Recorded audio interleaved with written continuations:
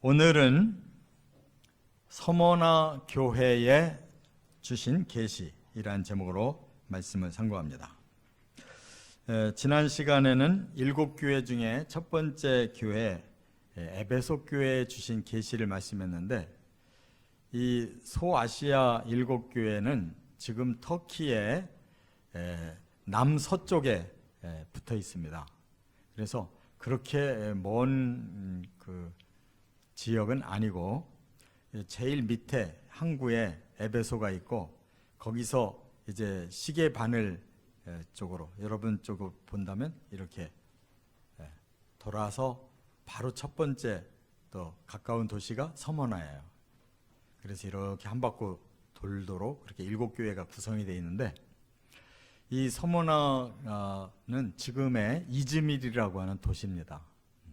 그곳에 성지순례를 가보면 도시 한복판에 교회가 서 있는데, 그 나라는 이슬람 나라이기 때문에 교회 보기가 쉽지 않아요. 다른 7교회 이렇게 성지순례를 하면 전부 유적지만 남아 있어요. 그 자리가 교회로 존재하지 않는데, 이 서머나만 그 자리에 교회가 존재하고, 그 교회가 그 폴리캅 순교 기념교회라고 이렇게 돼 있어요. 그 교회의 감독 중에 한 분이었는데, 그분이 순교를 했어요. 그래서 그 순교한 전승이 지금까지도 내려와서 우리 성도들에게 많은 감동을 주는 분입니다. 이 당시에 서기 연대로 말하면 156년경이라고 하는데, 기독교의 박해는 300년까지 갔어요. 그 중에 한 중간 시대쯤 된 거죠.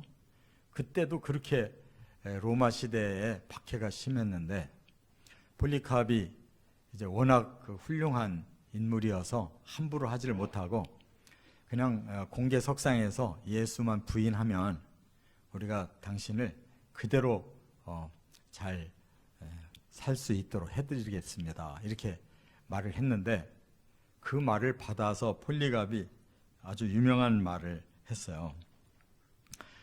그때 나이가 86세인데 86년 동안 나를 버리신 적이 없는 예수님을 내가 어찌 배반할 수가 있습니까? 오히려 나를 순교자의 수에 넣어준 것을 감사할 뿐입니다, 이렇게 대답을 하고, 끝까지 예수 부인을 거절하니까 그들은 화형을 시켰어요. 공개적으로 불에다가 태워 죽였다고요. 그래서 이 서머나 교회에서 12번째로 순교하신 분이 됐다는 거예요. 자, 그런데 예수님은 오늘 본문에 바로 그것을 다 알고 계신 듯이 서머나 교회는 다른 교회랑 다르게 칭찬만 있어요. 또 그들이 어려움을 겪는 걸 아시고 격려만 하시고, 그리고 아주 중요한 천국에서 가장 높은 관을 주시겠다고 이렇게 약속까지 하시고, 그래서 우리는 서머나 교회에 대해서 굉장히 깊은 깨달음을 얻을 수 있는 장입니다. 저와 여러분에게도 이 서머나 교회와 같은 신앙의 지조를 가지고 예수님 앞에 갔을 때 이런 칭찬을 받으시기를 바랍니다. 자, 이 서머나 교회에 예수님이 계시하시면서 자기 자신을 뭐라고 밝혔느냐? 나는 처음이며 마지막이다. 또 하나는 나는 죽었다가 다시 살아난 자다, 이렇게 말씀하셨어요. 그러면 이 두 가지 내용이 예수님이 그렇게 서머나 교회에 하고 싶으셨던 자기 자신을 밝힌 단어란 말이죠. 이게 뭐가 그렇게 중요할까? 나는 처음이요 마지막이다 하면 이건 하나님만이 쓰실 수 있는 단어예요. 영원부터 영원까지. 그래서 하나님이 창조자시다, 모든 사람들과 이 세상의 근원자이시다. 할렐루야. 그거 믿는 것보다 더 중요한 말이 어디 있어요? 또 하나는 죽었다가 다시 살아난 자다. 사람들의 죄를 대신 씻어주려고 대신 죽으셨고, 사람들의 저주를 풀어주시려고 제일 먼저 부활체가 되셔서 우리에게는 구원의 주가 되셨다, 그 말이에요. 이것보다 더 중요한 단어는 없는 줄 믿습니다.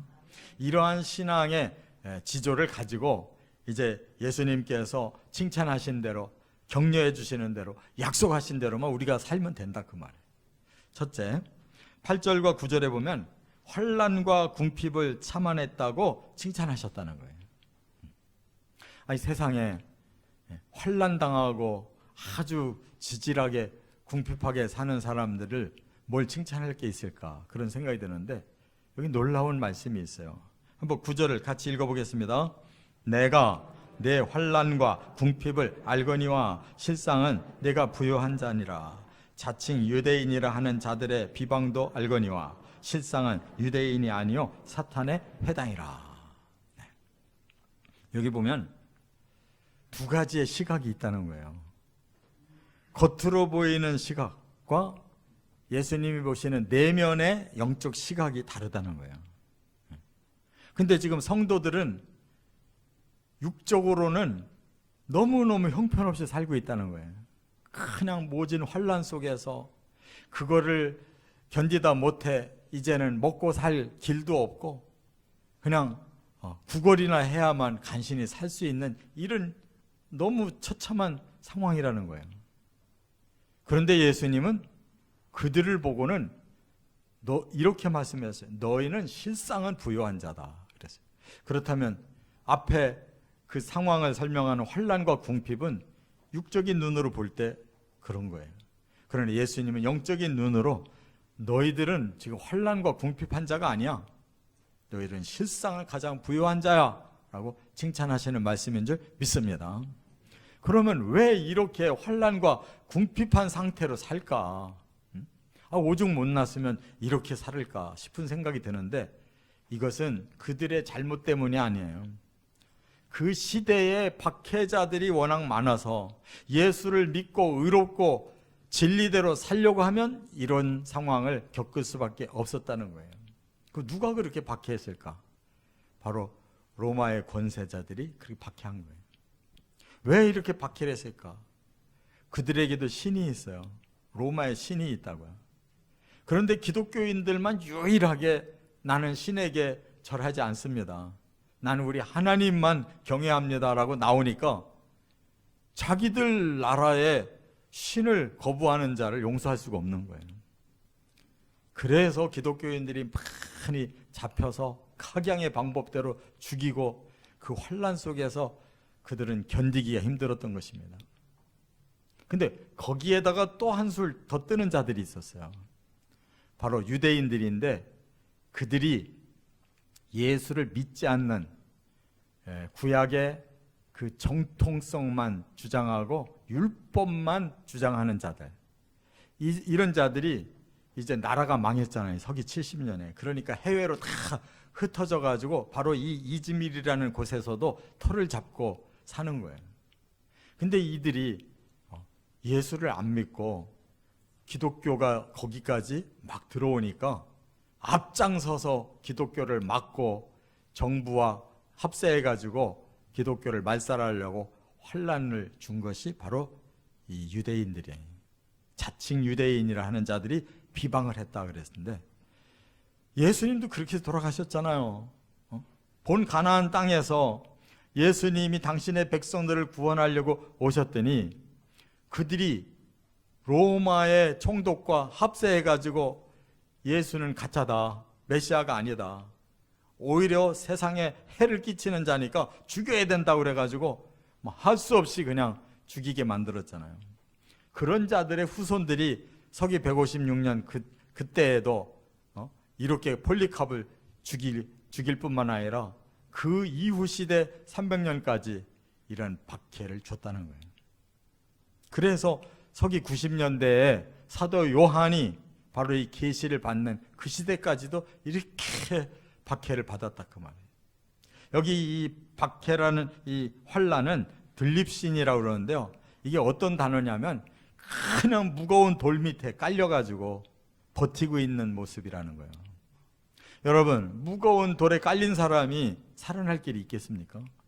무슨 힘으로 그걸 버텨요? 점점 몸이 부서지는 거예요. 환난이라는 게 바로 결국은 견디다 못해 죽는 게 환난이고 순교란 말이에요. 그리고 왜 그들은 그렇게 지질이 가난했는지 궁핍했다는 거예요. 이 궁핍이라는 단어는 푸토케이아라고 그러는데 먹을 거조차 없어가지고 그냥 사람들에게 구걸을 해야 겨우 살 정도라는 거예요. 이럴 비참한 신앙생활을 하는 기독교인들이 그 사람 취급을 받았겠냐고. 그럼 왜 이렇게 괴로우면 좀 세상에 나가서 살아야지. 왜 끝까지 환난과 궁핍을 견뎌내고 있었을까? 그것은 바로 예수 그리스도가 주신 복음의 진리가 진짜이기 때문에 이 땅에서는 환난당하고 궁핍하고 비참하게 죽는 순교를 당한다 할지라도 예수님이 주신 영원한 나라를 그들은 포기할 수 없어서 세상 목숨을 포기하고 영생을 갖기 위한 것임을 깨달으시기 바랍니다. 그 말씀은 2000년이 지난 지금도 똑같은데 과연 이 때에도 그러한 박해가 일어난다면 초대교회 성도들처럼 환난과 궁핍을 참으며 이 땅에 목숨은 죽어도 영생은 나는 해야 되겠다라고 서머나 교회처럼 이렇게 살 때 칭찬이 있는 것이라는 것을 깨달으시기 바랍니다. 시대가 다른 게 아니에요. 예수님은 똑같이 말씀하고 계시다는 겁니다. 그러면 여기서 우리가 꼭 알아야 될 게 하나 있어요. 왜 예수님을 그렇게 박해하더니 예수 믿는 신자를 왜 그렇게 박해하는 유대인들이 계속 있었을까? 지금도 그 유대인들은 이스라엘 땅에 기독교 들어가면 용납을 못해요. 지금도 교회를 엄청나게 박해하는 거예요. 그럼 왜 그럴까? 그 사람들에게는 구약 성경은 우리랑 같은데도 불구하고 해석이 달라요. 왜 해석이 다를까? 그들은 다른 성경이 있어요. 그게 뭐냐? 전승이라고 하는 건데 모세가 하나님 앞에 받은 이 율법서와 선지자들이 하나님께 받은 그 모든 서신서가 합해져서 구약 성경 만들어졌는데 그 시대에 이들은 또 하나의 성경이 있다고 믿었어요. 그건 뭐냐? 이렇게 글로 만들어지지 아니하고 하나님이 직접 계시하신 말씀, 그것이 구두로 계속 전해지다가 역사가 흐르면서 그것이 집대성된 것이 있어요. 성경책 말고. 그걸 미슈나라고 그러고 신약시대에 와서 완전히 합해진 것이 탈무드라는 거예요. 근데 구약 성경하고 탈무드는 아주 비슷해요. 그런데 다른 게 있어요. 그럴 때는 그 사람들은 구약 성경을 신뢰하는 게 아니라 탈무드를 신뢰해. 그렇기 때문에 예수님 시대에도 이미 두 가지가 갈라져 있어서 그렇게 대립이 된 거예요. 그들은 왜 당신의 제자들은 밥 먹으려면 손 씻고 밥 먹어라고 성경에 말씀했는데 왜 안 씻습니까? 이렇게 물어보는 거예요. 안식일 날 왜 미리삭을 뜯어먹어서 추수하는 노동하는 이런 범죄를 저질렀습니까? 라고 막 대드는 거예요. 근데 구약 성경 아무리 봐도 그런 내용 있어요? 없어요. 밥 먹을 때 손 씻으라는 의식이 없다고. 안식일 날 미리삭 조금 뜯어먹었다고 추수하는 일을 해서 노동했다고 범죄로 여기는 그런 말씀은 구약 성경 없어요. 그거 어디 나오냐? 거기에 나오는 거예요. 미슈나나 탈무드에 전승으로 내려온 거. 그들은 구약 성경에 없는 거를 바로 만들어서 놓고 그것이 더 중요한 하나님 말씀이라고 받아들이니까 예수님이 뭐라고 너희 조상들의 그 전통 또 그리고 장로의 유전은 하나님의 말씀이 아니다. 그래서 그들이 이렇게 갈라지고 지금까지도 유대인들은 그걸 신봉하기 때문에 갈라지는 거예요. 깨달으시기 바랍니다. 그런데 한국의 기독교 중에는 탈무드가 뭐 대단한 건 줄 알고 탈무드 교육을 교회에서 시키고 유대인 교육을 교회에서 시켜요. 교회에서는 예수의 제자 교육을 시켜야 되는 거예요. 믿습니까? 예수도 안 믿는 유대인들의 교육을 지금 시키고 있는 거는 정말 엉터리인 거야. 그런 엉터리 목사들의 말을 들으면 이건 기독교로 나가는 게 아니라 유대교로 돌아가는 거란 말이에요. 깨달으시기 바랍니다. 그래서 바로 박해는 유대인들이 먼저 시작한 거예요. 예수를 죽였고 초대교회 때도 그렇게 기독교를 박해했는데 나중에 거꾸로 당한 것이 바로 600만 명이 독일의 군대에 비참하게 죽었는데 지금 그것만 자꾸 뻥튀기 하잖아요. 누가 더 많이 죽였는데. 그래서 예수님이 성전을 바라보시고 우시면서 예언하신 것이 뭐예요? 앞으로 너희들이 망하는 때가, 이 성이 다 무너지는 때가 온다. 그리고 온 세상에 다 쫓겨나가서 그 고난과 환난을 받을 거다. 그걸 괴로워하셨잖아요. 암탉이 병아리 안에 닭을 암탉이 병아리를 품듯이 내가 너희를 얼마나 많이 품었는데 끝까지 너희들을 배신했다. 그걸 당할 거다라고 예수님 다 예언했잖아요. 깨달으시 바랍니다. 성경을 똑바로 알아야지 아무거나 성경을 갖다가 같이 플러스 시키면 큰일 나는 거예요. 그래서 유대인들이 종말에 거짓 그리스도, 가짜 메시아를 받아들이게 되는 것이 바로 잘못된 말씀을 부여잡는 데 있어요.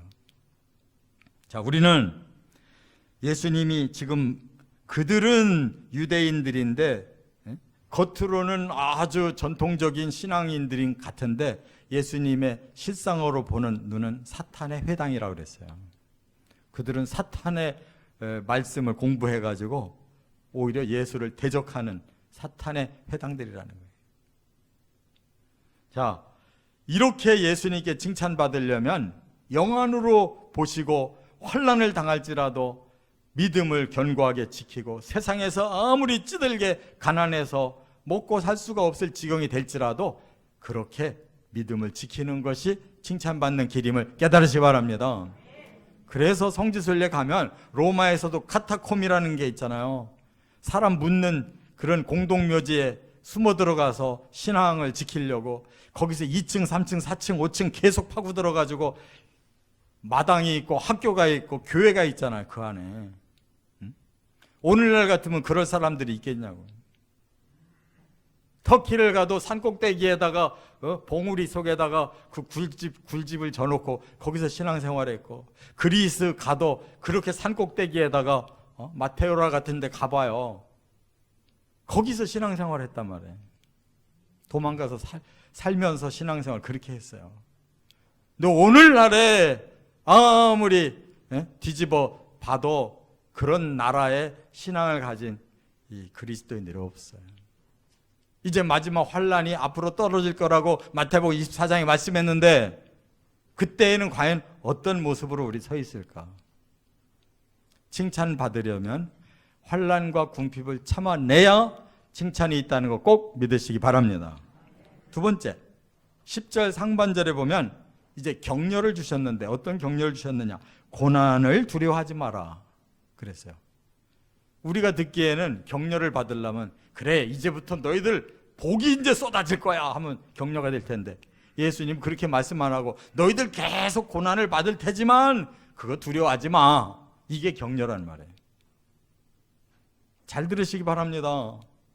나는 예수 믿고 어떻게 살기를 원하는지 비전을 품었을 때 나는 이제 고생 끝, 행복 시작이야, 이렇게 생각하는 사람들은 환난 피하기 힘들어요. 고난은 계속될 거야. 그러나 나는 두려워하지 않을 거야. 주님이 우리를 격려하시는 이상 망하지 않을 거야. 이렇게 믿는 게 똑바로 믿는 거라는 걸 깨달으시기 바랍니다. 지금 시대는 복을 얘기하는 시대가 아니에요. 너무 복이 넘쳐가지고 사람들이 다 타락하고 이 세계가 이렇게 망할 짓을 하고 있는 거예요.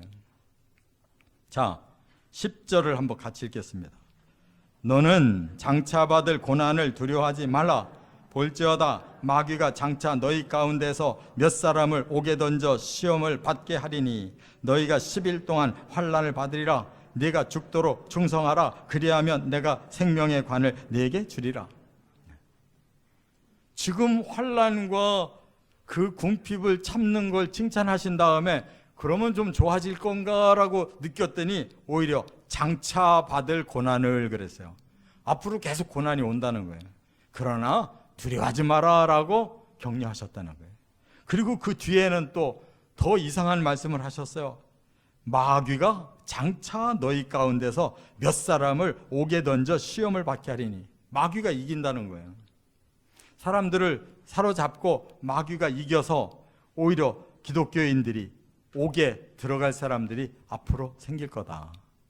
그 환난 기간은 10일일 거다. 이렇게 말씀했어요. 이게 상징적인 단어예요.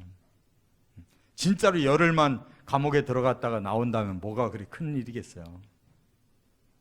이 말은 반드시 환난은 계속될 거지만 그러나 제한을 두겠다.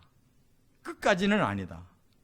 언젠가는 끝이 날 거다. 이렇게 말씀인 줄 깨달으시 바랍니다. 끝이 난다면 되는 거 아니에요. 네. 여러분 계속 아프다가 나으면 되는 거 아니에요. 계속 고생했어도 끝은 승리하면 되는 거 아니냐고요. 우리의 목숨은 끊어져서 끝난 것 같은데 다시 살아나서 영생하면 되는 거 아니냐고요. 그게 중요한 거란 말이에요. 끝이 다시 회복되고 끝이 다시 완성되고 끝이 다시 좋아지면 그거는 주님이 우리에게 주실 진정한 축복이기 때문에 얼마든지 격려가 될 줄로 믿습니다. 앞으로는 그렇게 믿어야 세상을 이기는 거예요. 자, 그래서 두려워하지 말라고 하는 이 말씀은 믿음으로 정면 대응하라는 뜻이에요. 고난을 요리조리 피해가지고 적당하게 살고 끝나지 말고 정면에서 도전하라는 뜻이에요. 믿음을 굳게 하라. 이 말은 믿음으로 너는 이겨야 된다. 비록 목숨을 잃는다 할지라도 너의 신앙의 생명은 그대로 존재하도록 믿음을 끝까지 붙잡아야 된다. 이런 뜻이에요. 또 환난을 받을 것이지만 10일 동안만이라는 말씀은 아까도 말씀드린 것처럼 환난은 반드시 끝이 온다. 그 말이에요. 그래서 예수님이 마태복음 24장에 전무후무한 환난이 올 거다 그랬는데 환난이 전무, 지금까지 없었던 큰 환난이지만 후무, 다음에도 없는 환난이에요. 그러면 그 환난은 언젠가 끝이 나고 예수님께서 완전한 세계를 완성하실 날이 반드시 있다는 전제임을 믿으시 바랍니다. 그러면 되는 거예요. 여러분, 우리가 살아가면서 왜 그렇게 자꾸 문제가 많아집니까? 조금 살만하면 또 다른 게 생기고 조금 어려움이 풀릴 듯 하면 또 새로운 어려움이 생기고. 왜 그런 줄 아세요? 우리의 죄가 그처럼 큰 문제인 거예요. 죄 때문에 이렇게 반복되는 인생의 고난이 있고 환난이 자꾸 돌아다니는 거예요. 당연하게 여기시기 바랍니다. 죄를 깨끗이 씻고 우리가 완전하게 변화되는 그 디데이가 와야만 더 이상 그런 환난과 고난이 없는 걸 믿으시 바랍니다. 끝으로 세 번째, 10절 하반절과 11절에 보면 충성하면 생명의 관을 주겠다 이렇게 약속을 하셨어요. 자, 충성하면, 이 말은 이미 10절 하반절에 말씀했어요. 죽도록 충성하라, 그리하면 내가 생명의 관을 내게 주리라 10절 하반절에 말씀했는데, 여러분 죽도록이라는 단어하고 충성이라는 단어, 이거 잘 생각해 봐야 됩니다. 충성이라는 것은 피스티스예요. 나는 주님을 믿습니다. 그러면 이 피스티스가 그 다음에 어떤 체험을 주냐면 나는 주님을 확신합니다 라는 체험을 주는 거예요. 이 체험이 한 단계 더 나가면 나는 주님을 위해 충성하겠습니다 이렇게 나가는 게 피스티스의 원어예요. 주님을 믿습니까? 그 다음에 확신을 가지시기를 바랍니다. 확신만 있으면 두려울 게 없어요. 충성할 수가 있는데 어디까지? 죽기까지. 이게 바로 순교라는 뜻이에요. 사람의 끝은 순교하면 끝이에요. 맞습니까? 그러나 진짜는 영원한 나라로 가야 그게 끝이에요. 환난은 과정입니다. 여기에 우리가 목표를 삼으면 안 돼요. 이 땅에서 다 포기해도 우리는 겨우 목숨 하나만 죽는 거지 그 이상의 희생 없습니다. 그 이후에 예수님이 이 땅에 오셔서 우리를 부활시키시고 영원한 하나님의 나라를 완성해서 드리시는 날이 그때가 진짜 끝이에요. 그날이 오기까지 우리는 충성하면 되는 거예요. 그러면 생명의 면류관은 반드시 주어질 것을 믿으시기 바랍니다. 그런데 저는 참 잊을 수 없는 예수님의 말씀이 제 일평생을 이끌고 가시는 걸 느끼는데, 그래서 제가 설교를 하다가 자꾸 그 얘기를 하게 돼요. 그게 바로 마태복음 16장 24절인데요. 예수님이 너희는 나를 누구라고 생각하느냐 그랬어요. 베드로가 나서 주는 그리스도십니다. 살아계신 하나님의 아들이십니다. 그랬더니 그렇게 칭찬을 했어요. 그러고 나서 그 뒤로 내려가니까 예수님이 뭐라고 그랬냐면, 누구든지 나를 따라오려거든 자기를 부인하고 자기 십자가를 지고 나를 따를 것이니라, 이렇게 말씀했어요. 지금 예수님은 십자가 지시기 위해 가고 계시거든요. 예수님이 먼저 십자가를 지신대요. 그러면서 너희들도 앞으로 십자가 지어야 돼. 그러려면 자신을 부인해야 돼, 그랬어요. 나의 욕망과 나의 계획, 나라는 자아가 우리는 여전히 살아있어 가지고 이게 죄성을 발휘하는 거예요. 이것이 고난을 더 엮어나가는 거예요. 그런데 우리는 내 자아를 이제 비우라는 겁니다. 그러고 십자가는 자기 십자가라고 그랬는데, 이거는 우리 인생의 고달픈 것을 십자가라고 하는 게 아니에요. 예수님처럼 사명을 위해 사는 걸 십자가라고 말하는 거예요. 여러분, 우리 목숨 때문에 너무 애걸복걸 하지 마시고 내 자아만 내려놓으면 그때부터 평안합니다. 있든지 없든지 그것이 큰 문제가 되지 않아요. 자아가 살아있기 때문에 조금이라도 높아지려고, 조금이라도 더 가지려고, 조금이라도 뭔가 휘둘러 봐야만 직성이 풀리는 거예요. 자아만 내려놓을 줄 알면 아무것도 거리낌이 없어요. 죄도 그냥 지나가 버리는 거예요. 그리고 예수님이 십자가를 지셔서 자신이 희생해서 남을 살리신 것처럼 우리도 사명이 주어져 있어요. 나를 조금 비우고 사명을 위해서 사는 것이 십자가인 줄 믿으시 바랍니다. 그래서 예수님의 뒤만 계속 따라가면 되는 거예요. 그러면 영원한 생명이 우리에게 주어지기 때문에 그거보다 더 큰 복은 없는 줄 믿습니다. 그것을 여기 10절에는 뭐라고 말씀했는가 하면 두 번째 사망은 없다는 거예요. 두 번째 사망. 여러분, 한 번 죽는 것도 엄청난 일이잖아요. 우리 초상을 치러보면 알잖아요. 아니 그렇게 우리랑 사랑을 나누고 훌륭하던 분, 정말 많은 걸 가르치던 분이 어느 날 시체가 딱 됐어요. 정말 아무것도 아닌 존재잖아요. 그리고 결국은 화장터에 가서 불태워서 한 줌에 흙이 돼버리고 말잖아요. 그런데 두 번째 사망은 얼마나 무섭냐면, 우리의 영혼 몸을 다 살려낸 다음에 심판에 의해서 영원한 불의 형벌에 들어간다는 거예요. 예수님이 말씀했죠. 그곳은 영원히 형벌받는 곳이기 때문에 구더기도 죽지 않고 소금 튀듯이 할 것이다. 불로 소금 치듯 할 것이다 그랬어요. 아니 그래도 사망도 이렇게 허무하고 참 너무나 충격적인 일인데 두 번째 사망까지 한다면 이거는 어떻게 하냔 말이에요. 바로 그것이 없고 영원한 생명의 면류관을 쓰는 것이 예수님이 주신 약속임을 확실히 믿으시기 바랍니다. 그러면 반드시 우리는 무덤에서 부활할 것이고, 영원한 형벌로 가는 자들은, 사탄에게 끌려간 자들 이외에는 모든 성도는 영원한 천국의 영생과 영광이 있다는 거 확신하시고 살아가시기를 주의 이름으로 축원합니다.